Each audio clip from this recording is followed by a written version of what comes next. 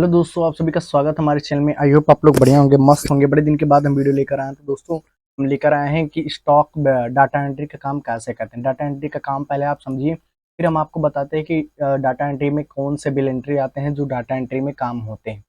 दोस्तों, हम समझ लेते हैं डाटा एंट्री क्या होता है। ये हमारे सामने, आप लोगों के सामने हम लेकर आए हैं स्टॉक बिल एंट्री। अब स्टॉक बिल एंट्री समझने से पहले हम डाटा एंट्री समझते हैं। यानी कि किसी भी डाटा को एंट्री कराना एक्सेल में, पूरे एक्सेल में करा के डाटा को कंप्यूटराइज डाटा देना, उसी को हम कहते हैं एंट्री। उसी को हम कहते हैं डाटा एंट्री। तो दोस्तों, ये हो गया आपका डाटा एंट्री हो गया, उसी को हम कहते हैं डाटा एंट्री। आप चाहे वो डाटा एंट्री किसी दुकान का कीजिए, या किसी दुकान का कीजिए, किसी कंपनी कीजिए, या किसी संस्था कीजिए, या किसी स्कूल का कीजिए, सारे एंट्री आपके कहलाते हैं डाटा एंट्री। दोस्तों, इसी के अकॉर्डिंग हम एक दुकान का लाए हैं, गोडाउन का लाए हैं, एक कंपनी का लाए हैं। जैसे आपसे ने 10 किसी ने 10 लाख का, 1 करोड़ का माल लेता है, तो उस स्टॉक का एंट्री हम निकालेंगे कंप्यूटराइज। तो दो तरीका आप लोगों को बिल निकाला जाता है, एंट्री किया जाता है। एक कोई हाथ से लिख के देता है, उसे मैनुअल कहते हैं, और एक कोई कंप्यूटराइज से करता है, तो उसे कहते हैं कंप्यूटराइज अकाउंटिंग या कंप्यूटराइज एंट्री। ठीक दोस्तों, तो हमारा स्टॉक बिल एंट्री है जो हम कंप्यूटर से करने वाले हैं। तो चलिए हम शुरू करते हैं बिना टाइम वेस्ट किए हुए। तो दोस्तों, हम स्टॉक बिल एंट्री क्या होता है। स्टॉक मतलब क्या होता है, सामान होता है। स्टॉक सामान होता है, इसी सामानों का लेन देन, जीएसटी वगैरह, डिस्काउंट वगैरह, टोटल पेड अमाउंट, कस्टमर को कितना देना है, क्या देना है, कितना पीस है, कितना प्राइस है, कितना क्वांटिटी है, स्टॉक नेम क्या है, यानी प्रोडक्ट नेम का क्या है, सामान का नेम क्या है, क्या देना चाहते हैं, और कितने तक है सीरियल नंबर। दोस्तों, आपको ये ऐसा मर्ज करके उतार लेना है, और ये सारा नंबर आपको 1 2 3 4 5 जितना आपको प्रोडक्ट है, ये सारा नंबर ऐसे लिख लेना है जितना आपका सीरियल नंबर। ठीक। अब दोस्तों, स्टॉक नेम लिख के आपका जो जो भी आपका सामान है, कीबोर्ड है, माउस, जो भी आपका, ये प्रोडक्ट नेम लिख देना, स्टॉक जिसका हो। आप क्वांटिटी यानी कि पीस, क्वांटिटी से क्यूटीवाई से रिप्रेजेंट करते हैं शॉर्ट में, इसे क्वांटिटी कहते हैं। तो दोस्तों, क्वांटिटी को हम कैसे रिप्रेजेंट करते हैं। क्वांटिटी क्या होता है, क्वांटिटी जितने पीस में वो ले रहा है, यानी कि जितने पीस में ले रहा है उतना पीस लेना पड़ता है। और एक कीबोर्ड की एक पीस, यानी कि एक का प्राइस 250 250, उसी के हिसाब से इतने का पीस का इतने रेट के हिसाब से कितना हुआ उसमें टोटल में आएगा। ठीक दोस्तों, अब यहाँ से हम फार्मूला लगाएंगे कैसे।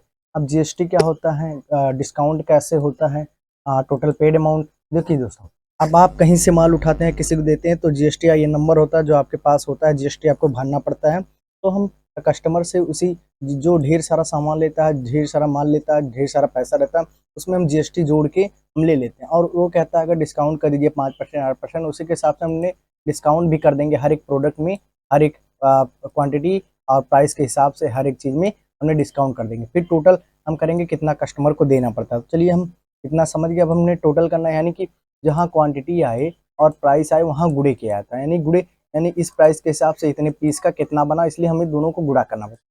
चलिए हम गुड़ा करते हैं, इक्वल लिखते हैं, और इन प्राइस के वैल्यू को सेट करते हैं और गुड़े का निशान लगाते हैं। प्राइस के हिसाब से इतने पीस का कितना होगा।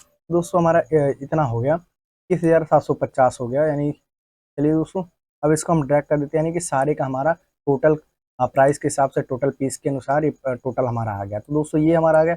अब हम जीएसटी हमें जोड़ना है, यानी कि इसी टोटल में हमें जीएसटी जोड़ के कस्टमर को देना है या लेना है। तो चलिए हम इक्वल करते हैं। जीएसटी कैसे जोड़ते हैं, पहले हमारे वैल्यू को सेट करना है टोटल के, फिर आपको गुड़े का निशान लगाना है, फिर आपको 5% 5% है तो 5% लिखना पड़ेगा, 5 लिखना पड़ेगा, केवल 5% नहीं लिखना पड़ेगा, क्योंकि जब आप परसेंटेज को नहीं लिखेंगे तो यहाँ रुपए में आएगा, और अगर लिखेंगे तो परसेंटेज हमें रुपए में लेना नहीं है। यानी कि 5% जीएसटी का इतने में टोटल में से कितना रुपया बन रहा है। ठीक। अब दोस्तों, परसेंटेज को काटने के लिए हम भागे लगाते हैं, फिर 100 लिखते हैं, 100 लिखते हैं, फिर एंटर प्रेस करते हैं, ये हमारा आ गया। यानी कि 1087 आ गया 5 पर जीएसटी, यानी 5% का 1087 रुपया होता है। इतना हमें जोड़ना पड़ेगा, इसी में एक 1000 जो भी बनना है उसी में हमें, इसी टोटल में हमें जोड़ना पड़ेगा। अब डिस्काउंट हम कर देते हैं, यानी कि इतने रुपए में अगर 8% करें तो कितना हमारा बनेगा। ठीक। यानी कि 8% का कितना रुपया होता है डिस्काउंट में, चलिए हम इसको भी ज्ञात कर लेते हैं। इक्वल करते हैं और हम वैल्यू को सर्च करते हैं टोटल वाले को, फिर हम गुड़े का निशान लगाते हैं, गुड़े का निशान लगाते हैं, फिर कितना है हमारा 8, तो हमें 8 लिखना है, फिर भागे हमें 100 लिख देना है, कि परसेंटेज को काट देना, एंटर प्रेस कर देना। तो दोस्तों, हमारा 1740 आ गया, क्योंकि डिस्काउंट अब 1740 हर एक टोटल में हमें माइनस करना होगा। तो चलिए हम पहले इसको ड्रैग कर देते, सारे का डिस्काउंट आ गया रुपए में और सारे का जीएसटी रुपए में आ गया। अब हम टोटल पेड अमाउंट में कितना कस्टमर को देना है, कितना लेना है, कैसे क्या करना है। ठीक। चलिए दोस्तों, समझते हैं, हम इक्वल करते हैं, यानी कि हमें टोटल वाला कस्टमर से लेना है, तो टोटल वाला करेंगे प्लस हमें जीएसटी भी जोड़ना है ना, इसी में जीएसटी जोड़ के लेना ना, तो प्लस का निशान लगाएंगे। तो सिंपल सा आप प्लस का निशान लगा देंगे और जीएसटी के वैल्यू को हम सिलेक्ट कर देंगे। फिर हमें क्या करना है, जीएसटी वैल्यू को अब इन दोनों को हमें जोड़ करके लेना है, और फिर जब इतना अमाउंट दोनों को प्लस करके इतना हो जाएगा, तब कह रहा है डिस्काउंट करने के लिए फिर हम माइनस लगा देंगे, इतना 8% 5% जो भी आपका होता है डिस्काउंट कर देंगे, फिर इंटर प्रेस कर देंगे। फिर दोस्तों हमारा ये आ गया, यानी कि 21 से 750 में से इतना 1087 जुड़ा, फिर 1740 इसमें जुड़ा, यानी कि इतना हमें, इतना हमारा आ गया, यानी कि इतना आप कस्टमर से लेना है। दोस्तों आई होप आप लोग बढ़िया समझ गए होंगे स्टॉक बिल एंट्री कैसे स्टॉक किया जाता है। अब या मेडिसिन का इसमें ले लो, या किसी दुकान का ले लो, या किसी कंपनी की पार्ट वगैरह, या किसी सामान का, सारे स्टॉक की एंट्री ऐसे ही होते सारे बिल एंट्री में जीएसटी जोड़ के, डिस्काउंट जोड़ के, total payment, total paid amount किसको करना है, कस्टमर को टोटल पेड करना है। तो ऐसा आई होप दोस्तों वीडियो पसंद आई हो तो लाइक सब्सक्राइब जरूर कीजिए। मिलेंगे नेक्स्ट वीडियो में जबरदस्त धमाके के साथ।